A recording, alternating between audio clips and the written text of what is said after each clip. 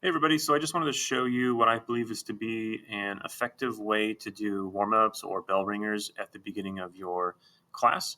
What I do is initially, if I haven't created this yet, I have a document and each day I add a warm-up to it.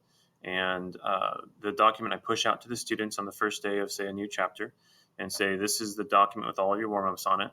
Come back to this document each day and you'll find a new warm-up has been added to it. So at the beginning of class, even if they've forgotten it, I can push this document out to them again and say, we're doing warm-up number 1 or we're doing warm-up number 2 today. You've got 5 minutes or whatever to do it.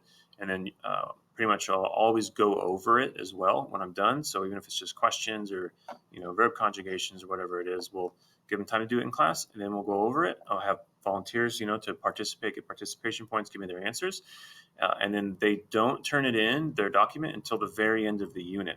So let's say like it's a 2-3 week unit, I might have 10, somewhere between 10 and 15 different warm-ups on there.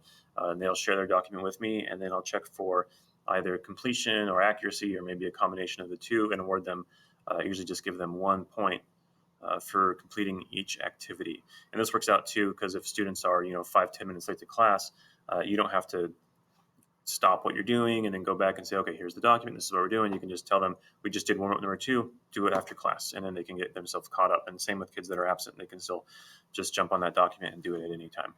So that's how I do it. If hopefully this helps you, and hasta luego.